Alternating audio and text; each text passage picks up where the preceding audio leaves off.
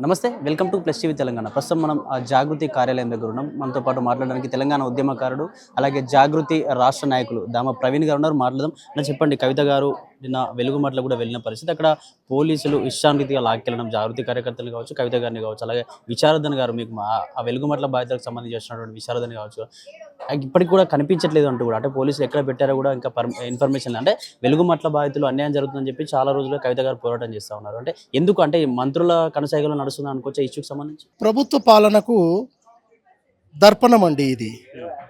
ఖమ్మం జిల్లా వెలుగుమట్లలో నిర్మానుష్యంగా పేదవారిని అనగదొక్కడం అనేది, అణిచివేయడం అనేది బుల్డోజర్లతోని, ఇది కాంగ్రెస్ ప్రభుత్వానికి దర్పణం అండి. ఈ అణిచివేత ధోరణి ఈ కాంగ్రెస్ ప్రభుత్వానికి శుభసూచకం కాదు.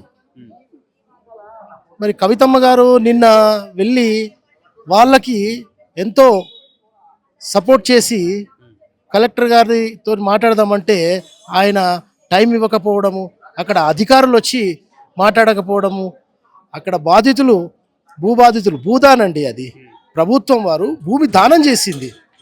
ఖమ్మం జిల్లా వెలుగుమట్లో భూదాన్ ప్రభుత్వం, గత పాలకుల ప్రభుత్వము దానం చేసింది.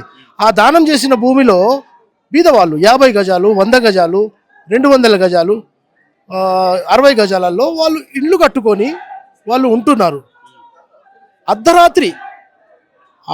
అర్ధరాత్రి జేసీబీతోని అధికారులు కలిసి మరి ఆ కూలగొట్టడము, ఇది కాంగ్రెస్ ప్రభుత్వానికి ఎంత మటుకు న్యాయం అని అడుగుతున్నాను.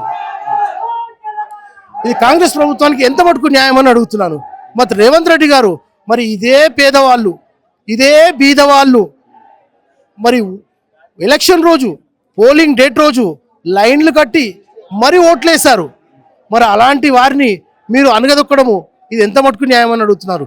మరి బడాబాబుల బిల్డింగ్లను కానివ్వండి, మరి అక్రమంగా బడాబాబులు మూసీ నది చుట్టుపక్కల మరి ఏ విధంగా అయితే అక్రమ నిర్మాణాలు నిర్మిస్తున్నారో బడాబాబులు, వాళ్లకు ఏమీ చేయకుండా, ఏమీ అనకుండా మరి ముడుపులు తీసుకొని అధికారులు మీ దృష్టికి తీసుకురాకుండా ముడుపులు తీసుకొని మరి ఈ విధంగా అక్రమాలకు పాల్పడి పేదవారికి అణిచివేయడం అనేది, ఇది చట్టబద్ధంగా, న్యాయబద్ధంగా, మన రాజ్యాంగబద్ధంగా ఇది సమంజసం కాదని తెలంగాణ జాగృతి నుండి నేను కోరడం జరుగుతుంది. మరి ఈ దీక్ష ప్రభుత్వం దిగొచ్చేదాకా మరి ఈ దీక్ష విరమించదండి. ఈ దీక్ష ఇలాగే సాగుతుంది. ఖచ్చితంగా ప్రభుత్వం ఆలోచన చేయాలా, పాలకులు ఆలోచన చేయాలా. ఈరోజు మరి ఏం జరుగుతుంది ప్రభుత్వంలో, మరి మీ అధికారులు ఏ విధంగా అయితే ప్రవర్తిస్తున్నారో, చిన్న ఆడపిల్లలు అనకుండా, చిన్నపిల్లలు అనకుండా, మహిళలు అనకుండా, గర్భిణీలు అనకుండా మరి ఈడ్చి పాడేసి మరి ఒక భవంతిలో, అంబేద్కర్ భవంతిలో పెట్టడం అనేది, ఇది ఎంత మటుకు న్యాయమని ఒక్కసారి రేవంత్ రెడ్డి ప్రభుత్వము ఒకసారి పరిశీలించుకోవాలా. మరి మళ్ళీ వచ్చే 3 సంవత్సరాల తర్వాత ప్రభుత్వము మరి మళ్ళీ ఉంటుందా, మళ్ళీ రాదా అనేది అది మీరు చూసుకోవాలా. కాబట్టి ఇది ఈరోజు మా కవితమ్మ గారు మరి ఈరోజు ఆ భూబాధితులకు న్యాయం జరిగేదాకా ఈ పోరాటము, ఈ నిరాహార దీక్ష సాగుతుందని నేను ఆశిస్తున్నానండి. ఇక్కడ భూదానికి సంబంధించిన చైర్మన్ కూడా, ఎవరైతే భూములు పంచారో ఆ చైర్మన్ డైరెక్ట్గా వచ్చి ప్రెస్ మీట్ పెట్టి పూర్తి ఆధారాలు, నిజంగా ఇది వాళ్ళకి చెందినవే, పట్టాలు కూడా ఇచ్చినాం, వినోద భావికి సంబంధించినటువంటి కాలనీ వాసులంతా కూడా నిజంగా భూదాన్ బాధితులే, భూదానికి సంబంధించిన ఫ్రీ భూములు ఇచ్చినాం, అసలు ప్రభుత్వానికి సంబంధం లేదని కూడా ప్రెస్ మీట్ పెట్టింది. అయినా కూడా కనీసం ఆ ప్రభుత్వాలు దాని గురించి పట్టించుకోకపోవడం, కనీసం ఆ ఇష్యూకి సంబంధించి రేవంత్ రెడ్డి కూడా మాట్లాడకపోవడం ఎట్లా చూడొచ్చు? నిజంగా రేవంత్ రెడ్డి గారు మాట్లాడకపోవడం అంటే, మరి విషయం అనేది అక్కడ దాకా లోకల్ పాలకులు అనేది రేవంత్ రెడ్డి దాకా తీసుకెళ్ళట్లేదు.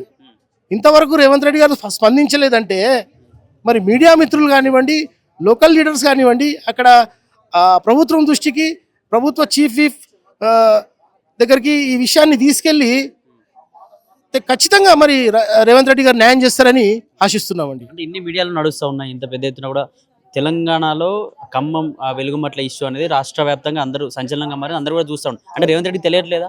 వీడియో న్యూస్ ఛానల్లో చూసినా, లేకపోతే సోషల్ మీడియాలో చూసినా అదే నడుస్తూ ఉంది కదా. అంటే తెలియకపోవడం ఏంటి, అంటే కావాలనే ఆ పక్క పెట్టే ప్రయత్నం జరుగుతుంది అనుకోవచ్చా? మరి అలాగే ఉందండి ఇప్పుడు విషయం. కావాలనే మరి ఈ విధంగా అణిచివేత ధోరణి అనేది కాంగ్రెస్ పాలనకు ఇది మంచిది కాదు. ఇది రేపు పొద్దున మరి 3 సంవత్సరాల తర్వాత వచ్చే ఎలక్షన్లో, అప్పుడు 2029-30లో మరి ఇదే పేదవాళ్ళు మరి ఒక ఓటు అనే హస్త్రంతో సమాధానం చెప్పడం జరుగుతుందండి. కాబట్టి ఈ రాజ్యాంగానికి విరుద్ధంగా మరి పేదలకు మరి ఇబ్బంది పెట్టి ఈ విధంగా అనేది ప్రవర్తించడము ఈ కాంగ్రెస్ ప్రభుత్వానికి శుభసూచకం కాదండి. దయచేసి ఒకసారి ఆత్మవిమర్శన చేసుకోవాలా రేవంత్ రెడ్డి గారు. మరి అలాగే మీ అధికారులు ఎంతమంది అయితే ఉన్నారో వీళ్ళందరూ ఒకసారి పరిశీలించి ఆ స్థలాలని మళ్ళీ వాళ్ళకు అదే పేదలకు అక్కడ భూములు ఇచ్చి ఇంద్రమ్మ ఇండ్లలో కట్టేసి అక్కడ వాళ్ళకి ఇవ్వాలని ఈరోజు మేము తెలంగాణ జాగృతి నుండి మా కవితమ్మ గారు నిరాహార దీక్ష చేయడం జరుగుతుందండి.